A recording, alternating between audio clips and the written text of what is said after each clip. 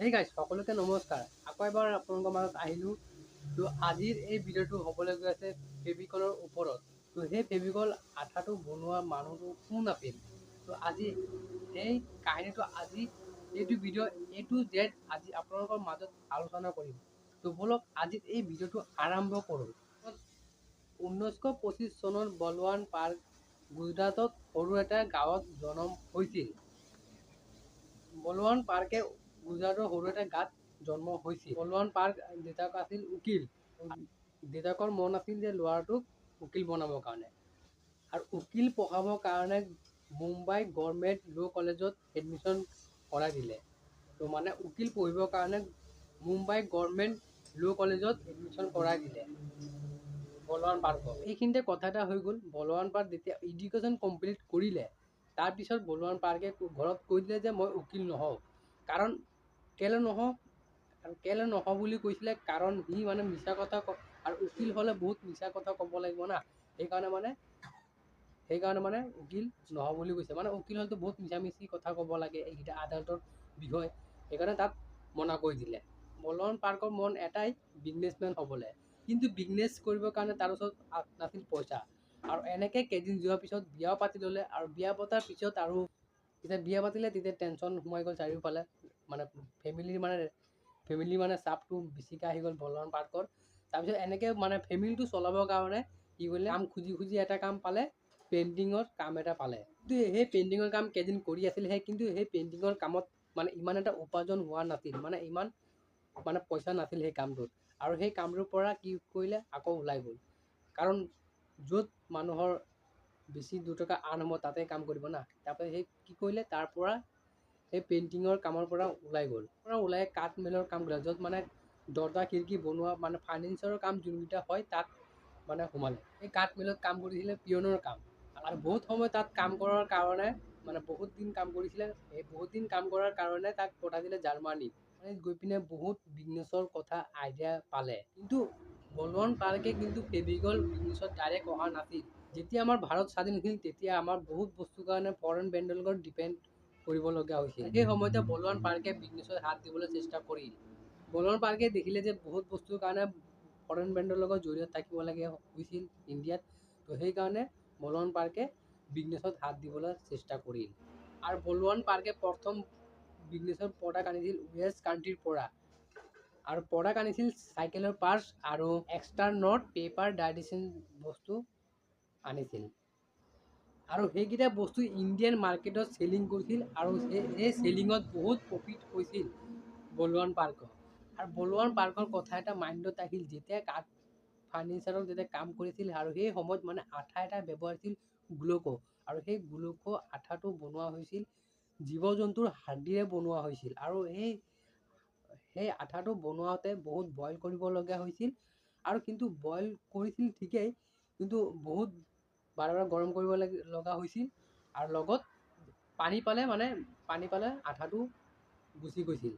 তো সেইকাৰণে ভাবিছিল এনেকুৱা এটা আঠা বলৱান পাৰ্কে যাতে বহুত মজবুত আৰু যাতে বহুত ভাল হয়।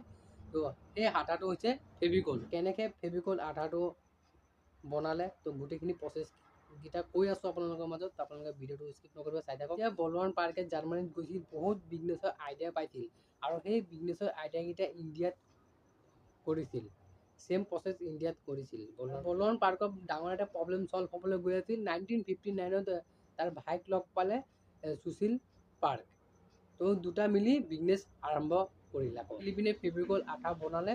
আৰু সেই ফেভিকল আঠাটো এনেকুৱা চিম্পুল আছিল, জাষ্ট খুলি পিনে কাঠত লগাই দিলে ধুনীয়া আঠা লগাই গৈছিল। আৰু সেই আঠাৰ ভেলু বহুত সময় টিকিছিল। আঠাটো দামো একদম এফৰ্ডেবল প্ৰাইচত আছিল। আৰু লগত বলৱান পাৰ্কৰ এটাই কথা যে ফেভিকল আঠাটো কাষ্টমাৰৰ ওচৰত কেনেকুৱা পঠাব। আৰু এইখিনিতে কথা এটা হৈ গ'ল। আৰু ফেভিকল আঠাটো ডাইৰেক্ট দোকানত ৰাখিলেতো চেল নহ'ব না। আৰু সকলোৱে কনফিউজ হ'ব যে আঠাটো কেনেকুৱা বা কি কথা। তো সেইকাৰণে বলৱান পাৰ্কে কি কৰিলে, য'ত ফাৰ্নিচাৰৰ কাম হয় তাতে দিলে। আৰু যেতিয়া ফাৰ্নিচাৰৰ মিস্ত্ৰীকেইটা কাম কৰে তেতিয়া লগালে বহুত যেতিয়া আঠাটো লগাই পিনে ভাল পালে, তেতিয়া ভাবিলে না এই আঠাটোতো বহুতে ভাল। তো তেনেকেই মানুহে গম পালে যে ফেভিকল আঠাটো ফাৰ্নিচাৰৰ দোকানত দেখিলোঁ। আৰু তেনেকৈ লাহে লাহে ফেভিকল আঠাটো লাহে লাহে পপুলাৰ হ'ব ধৰিল আৰু চলিব ধৰিল। আৰু এইখিনিতে বলৱান পাৰ্কেতো ফাৰ্নিচাৰৰ এটা প্ৰব্লেম ছল্ভ কৰিল, আৰু প্ৰব্লেম কি আছিল সেইকেইটা জানিবৰ কাৰণে বলৱান পাৰ্কে ৰিচাৰ্জ কৰি। তো তাৰপিছত কি কৰিল, ফেভিকল চেম্পিয়ন ক্লাব এটা লঞ্চ কৰি দিলে। আৰু ফেভিকল চেম্পিয়ন লঞ্চ কৰাৰ কাৰণ এটাই আছিল, যাতে ফাৰ্নিচাৰৰ কাৰ্পেটত যোনকেইটা আঠা লগাই সেইকেইটাৰ ওপৰত এটা চেম্পিয়ন ক্লাব খুলিছিল, যাতে কাৰ্পেট আঠা লগোৱা হয়, এইকেইটা ট্ৰেইনিং দিয়া হৈছিল, সিহঁতে ভাল ফাৰ্নিচাৰ বনাব পাৰে। আৰু ইয়াৰ প্ৰচেছ একদম চিম্পুল আছিল, আৰু গোটেই ইণ্ডিয়াত লোকেল কাৰ্পেটৰ গ্ৰুপ বনাইছিল, আৰু প্ৰতি মাহে এবাৰ চব গ্ৰুপকেইটা মিলি মিটিং কৰিছিল। তো বুজি পালে, ইণ্ডিয়াৰ চব জেগাতে সিহঁতৰ লোকেল কাৰ্পেট গ্ৰুপ আছিল, আৰু প্ৰতি মাহত লাষ্টৰ পিনে সিহঁতৰ মিটিং এটা হৈছিল, সিহঁতৰ আলোচনা কৰিছিল। আৰু সেই মিটিঙত ফেভিকল ডেমো দেখাইছিল, আৰু ফেভিকল কেনেকুৱা ব্যৱহাৰ কৰে সেইকেইটা দেখুওৱা হৈছিল। আৰু যেতিয়া ফেভিকল কাৰ্পেটৰ কাৰণে ইমান ভাল এটা পাৰফৰ্মেঞ্চ দি আছিল, তো তেতিয়া মানুহে ভাবিছিল ফেভিকলটো ব্যৱহাৰ কৰিব, আৰু এনেকৈ ফেভিকলৰ বেনিফিট বহুত হ'ল। আৰু যেতিয়া দেখিলে ফেভিকল আঠাটো কাৰ্পেটৰ বহুত ভাল এটা ৰিজাল্ট পাইছে, তো সেইকাৰণে মানুহে ভাবিছে ফেভিকলটোৱে ইউজ কৰিব। তো তেনেকেই আৰু ফেভিকল আঠাটো বহুত চেলিং হ'বলৈ ধৰিল। যদি ফেভিকল আঠাটো ডাইৰেক্টলি দোকানত চেল কৰা হ'লহেঁতেন, তেতিয়া কিবা এটা কমি থাকিল হয়, কিন্তু ফেভিকলে এইটো কৰা নাই। FCC গ্ৰুপত ফেভিকল আঠাটো ইউজ কৰিব দিলে, আৰু তেনেকৈ ফেভিকল আঠাটো আৰু সেই ফাৰ্নিচাৰ মানুহকেইটা ইউজ কৰি কি ইয়াত কমি পালে সেইকেইটা জনালে, বনোৱাৰ পাৰ্কক গম পালে, আৰু তেনেকৈ সিহঁতৰ কোৱা মতে ভালকৈ আৰু বনাব চেষ্টা কৰি, আৰু সেইকাৰণে আজিৰ ডেটত ফেভিকল আঠাটো পুৰা হিট হৈ আছে মাৰ্কেটত। আৰু প্ৰডাক্ট টেষ্ট কৰাৰ পিছত আৰু কিছুমানে কৈ আছিল যে ভাল এটা ফেভিকল আঠা আমাৰ মাজত লাগে। তো যেনেকুৱা বাথৰুমত ফাৰ্নিচাৰত যেতিয়া লগাওঁ, তাততো পানী পৰে না, আৰু সেই পানী পৰাত যাতে আঠাটো গুচি নাযায়, তো তেনেকুৱা এটা ভাল আঠা, মজবুত, বহুত সময় টিকিব পৰা আঠা এটা লাগে। তো তেনেকৈ তাৰপিছত কি কৰিলে, ফেভিকল মাৰিন লঞ্চ কৰি দিলে। আৰু কিছুমানে কৈ আছিল যাতে আমি সৰু সুৰা কাম কৰোঁতে যাতে সেই আঠাটো লগোৱাই দিয়াৰ লগে লগে যাতে শুকাই যায়, যাতে কাম কৰোঁতে ইমান এটা সময় দিব নালাগে।